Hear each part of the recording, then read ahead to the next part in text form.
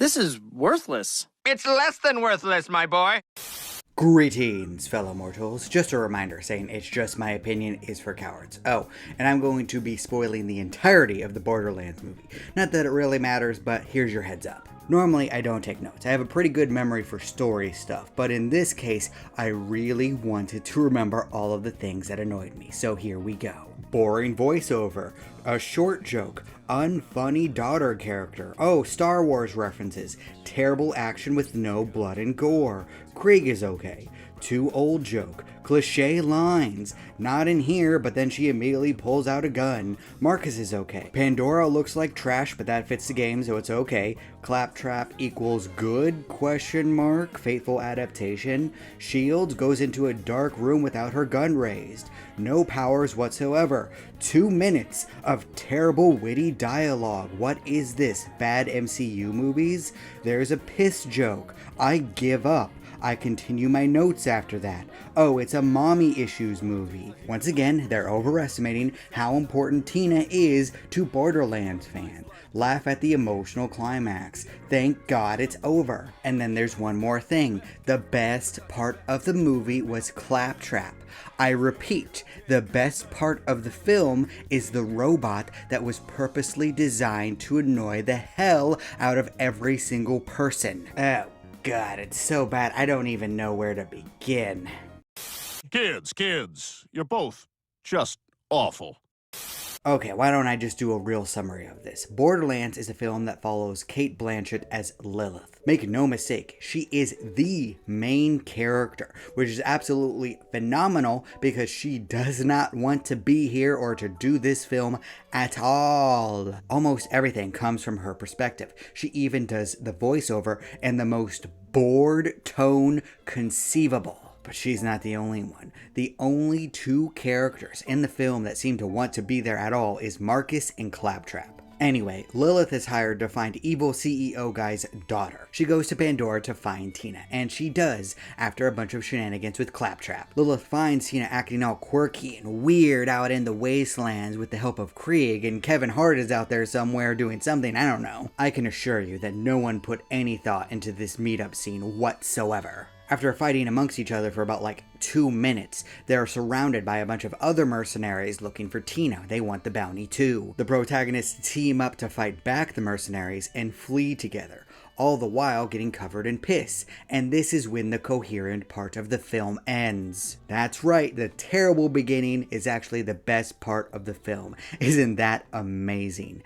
After the piss joke, Lilith decides to team up with the others because apparently killing those mercenaries will piss off the CEO guy. Even though she's already killed some of his men and he just laughed about that. But okay, let's just go with it for some reason. Then the film becomes all about Lilith's mommy issues. She bonds with Tina, finds out that Tina is actually part of the key to open the vault. Kevin Hart and Krieg stop being characters. Claptrap is revealed to have been programmed by Lilith's mom, who reveals to Lilith that she's actually the special one, not Tina. But don't worry, Tina is still special in a different way. The film makes sure to emphasize this. Tina is super special and super important, and don't you forget about it. There's a final battle where Lilith uses her new siren powers to save the day, open the vault, find out that it's a monster, and let evil CEO guy die. And then the movie ends with a celebration, with Lilith and Tina standing next to each other being adopted mom and daughter. And then Lilith flies into the air to make a giant firework for Tina, and then it ends saying that the Borderlands may suck, but guess what? It's home. And then I laughed because it was one of the worst things I've seen this year. Although I guess the true ending is the fact that this film lost an absurd amount of money. It's not about money. It's about sending a message. Everything burns. This film is so bad that it turned around from being awful to being amazing for just how terrible it is. I was laughing the entire time, not because any of the jokes that they were saying were actually funny, but because I was laughing about the absurdity of this film even existing when no one wanted to be in it. The only 3 actors that put any effort into this whatsoever was Claptrap, Marcus, and Krieg. It's hard to tell with Krieg. He was wearing a mask. All he had to do was be a big guy that screamed weird things. As for Marcus, I think that he enjoyed the absurdity of it all. As for Claptrap, it felt like he was pulled straight from the games, meaning that if you despise Claptrap, oh boy, oh, you're gonna be so mad about it, because he was on point with being annoying. He was a faithful adaptation, but that might be a bad thing. But none of the other actors cared. Pandora was pretty boring after a while when they only stayed in the wasteland trash heap instead of going to the more interesting areas. The action was pretty bad too. It was always shoot a gun, do a cut. Shoot a gun, do a cut. Oh my god, John Wick, this was not. And the music was the most generic set of tunes that you could possibly imagine. There was nothing redeemable about it at all. It didn't even have the fun gameplay of the actual Borderlands games. The only way to enjoy this film is to get your Borderlands group together, get drunk, and laugh at how bad this is.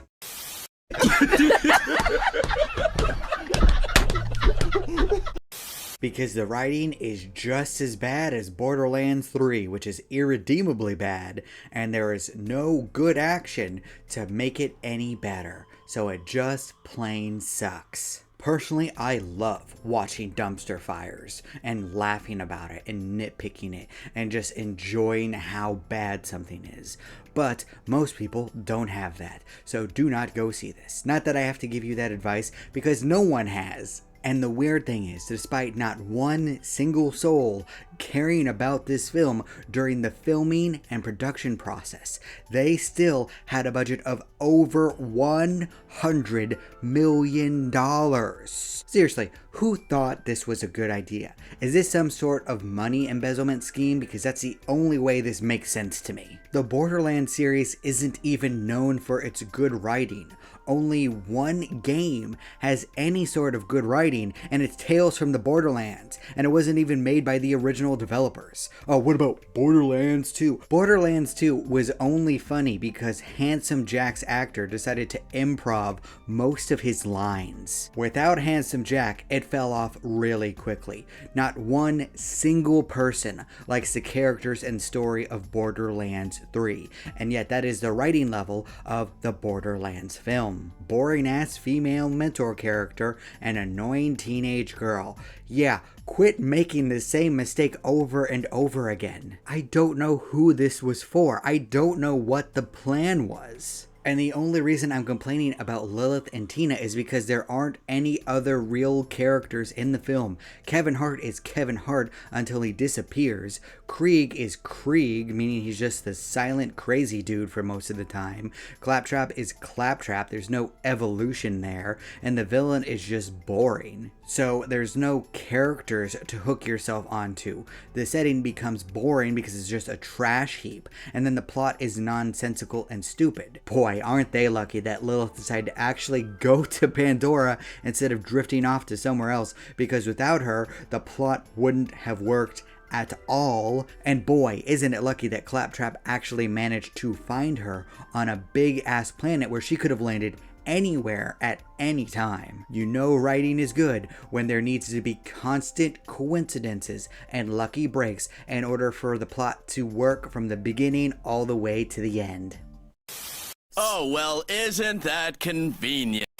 Okay, time for the fun part. How to fix this. It's very simple, actually. All you have to do is make Mad Max meets John Wick. The story is that 4 vault hunters show up on Pandora to get rich. So they run around to different environments, shooting a bunch of people to get the keys to open the vault, all the while facing off against an evil corporation. And then the evil corporation beats them, steals the key, opens the vault, unleashes a monster, all the vault hunters kill the monster, and then they take the loot for themselves. That is all the depth you need. No character development, no emotional ties, it's just constant action where 4 badasses kill waves of bandits to get rich. That's where Mad Max meets John Wick comes into play.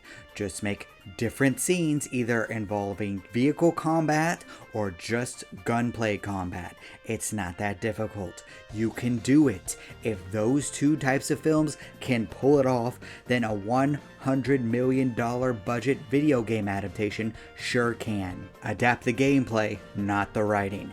If they did that, the film would have been beloved and would have made a lot of money. And to be fair, they did adapt the writing of the Borderlands games very accurately. But here's the thing, there isn't one single soul that wanted that. All people wanted was good action, and you couldn't even give us that. Instead, we've got the worst movie of 2024, and I will be laughing about it for a long time. But theoretically, if you and your friends wanted to get drunk and make fun of something and you had an hour and a half to spare and you could watch this, I don't know, free somehow, it might be a fun time. That's the only way you'd enjoy it. You're welcome to disagree with all this. That's fine. After all, everyone is entitled to their objectively wrong opinion.